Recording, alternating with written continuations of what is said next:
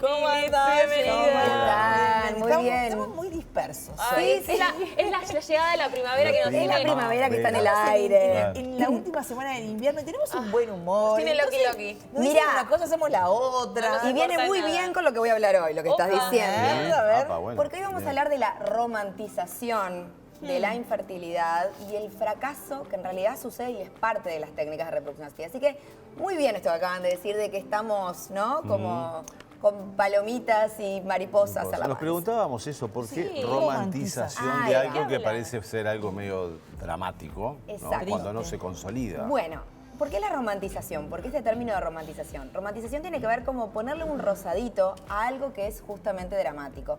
Si prestamos atención un poco a lo que pasa en las redes sociales, en los medios de comunicación, siempre se habla como historias de lucha y de resiliencia y personas que permanecen y que están mucho tiempo adentro de las técnicas y como al final del camino, ¿no? Lo logran, ¿no? Y este relato como... Vivimos en una sociedad donde, supongo que esta frase que les voy a decir no les llamará la atención, esto de creer es crear. ¿Cuántas veces la escucharon? Estoy segura que muchísimas Bueno, veces. le está muy de moda la manifestación ahora, ¿no? La manifestación, sí, a veces queda como, Sí, ¿no? eso. Estamos tomados mucho a veces por estas creencias, ¿no? De lo pensás, lo creás. Y bueno, la realidad es que los pensamientos crean emociones, pero muchas veces no crean realidades. Y cuando hablamos de infertilidad, dificultades reproductivas, en realidad estamos hablando de algo que pasa la mayoría de las veces dentro de lo que es la biología. Sí. Entonces, la parte emocional se pone en juego, pero muchas veces es un lugar diferente al cual lo hacen parecer, esto de relájate, ¿no? Entonces, romantización es este término de, bueno, dejemos de pensar de que todas las historias van a ser de éxito. ¿No? Entonces, hoy básicamente vamos a hablar del fracaso. ¿Sí? Y el fracaso es parte de esta historia. Existe. El fracaso existe y es una sociedad a la cual le cuesta mucho hablar del fracaso, en general, ¿no? En general nos cuesta mucho hablar de los fracasos y hablamos siempre de los éxitos. Entonces, bueno, hoy vengo a plantear un poquitito esto que sucede, que es una realidad.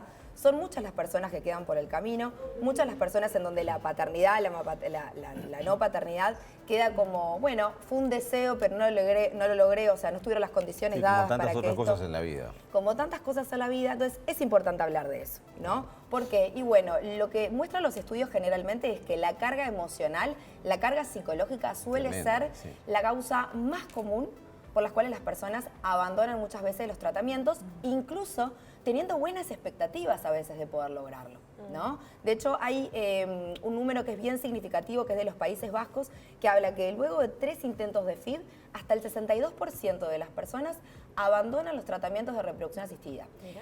Y entonces hay que poner sobre la mesa esto de la carga emocional. Y lo que sucede es que el psicólogo especializado en reproducción, como hemos hablado en otras columnas, está por fuera la mayoría de las veces dentro de la clínica. Pero la realidad es que la parte emocional debería estar instalada en muchos momentos del proceso de estas personas. Incluso también trabajando con el personal de salud. Porque la realidad es que, ¿qué pasa con el médico, con la persona que está en el laboratorio, con el embriólogo? El fracaso llega para todos, Claro. ¿no? Y siempre hay como un discurso muy positivista, de que entras a una clínica de reproducción y el fracaso no va a ser como parte, ¿no? Yo no recuerdo los porcentajes, pero creo que rondan un 33% más o Sí, menos de éxito, cifras exactas ¿no? de Un Uruguay. 30-33%. Bueno, no sé de Uruguay, pero creo que anda intenté ahí. encontrar y o sea, no hay. Si te puedes a pensar, la mayoría a veces no resulta. ¿no? Pero sí, son muchísimos. Y también, no pasa acá en Uruguay, pero sí en otros países donde hay otra mirada también de la reproducción asistida, hay clínicas que no vamos a dar nombres. Por ejemplo, si tú entras a su página, que ayer estuve chequeando un poquito, que te dicen este mensaje de, bueno, hasta que tú no logres tu nacido vivo en casa, ¿no? Si no, te devolvemos el dinero, como si fuera... ¿no? Entonces, ese tipo de mensajes, ¿qué hacen con las personas? ¿Cómo impacta emocionalmente en las personas? Es imposible fracasar. Entonces, ¿qué pasa cuando fracasamos? No, ¿no? y en esto que vos decís de creer es crear, a veces también puede generar cierta culpa a los padres, pero sobre todo a la madre, con eso de decir, bueno, o no lo decís lo suficiente, o estuve tan estresada que por eso no lo logré. Excelente. Eso que te dicen, la carga emocional es importante para que quedes embarazada. Esos son un montón de mitos también que hay que desterrar. Excelente, Jimé. Esto tal cual lo acabas de decir. La culpa que genera en la persona de no lo deseé lo suficiente, no lo peleé lo suficiente, no lo luché lo suficiente. hasta dónde tenemos que pelear y luchar, ¿no? Eso forma parte de la mochila de creencias limitantes, ¿no? Exacto. Y por eso también es tan importante que las personas que permanecen en los procesos de reproducción asistida puedan tener en la mente otros proyectos, ¿no? El que puedan generar otros proyectos. Porque si no es, bueno, toda mi vida es en torno a esta paternidad, ¿no? Que por circunstancias no se da. Entonces, realmente el rol del emocional es fundamental. Entonces, bueno, tiene que ver justamente con todo esto, ¿no? El romantizar. Jenny, vos que estás muy en contacto, ¿no?, con familias que tienen éxito pero también fracaso.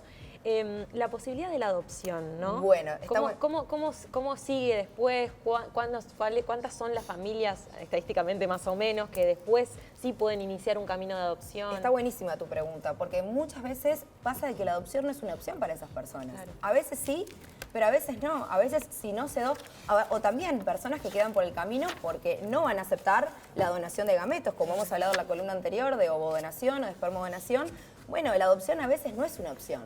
Entonces, el camino también termina ahí, ¿no? Para muchas sí va a ser la adopción, o para otras va a ser la donación de gametos, pero para muchas no. Y la única opción era esa, ¿no? Gestar con sus propios gametos.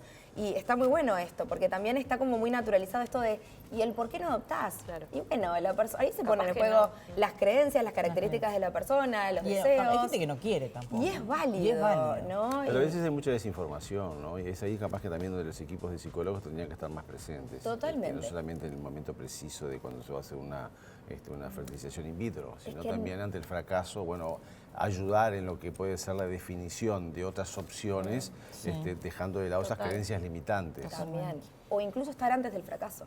Claro. Para entender que el fracaso Claro. también puede ser parte del camino. Gracias, Jenny. Un placer, como Un siempre, placer. recibirte. Muchas gracias.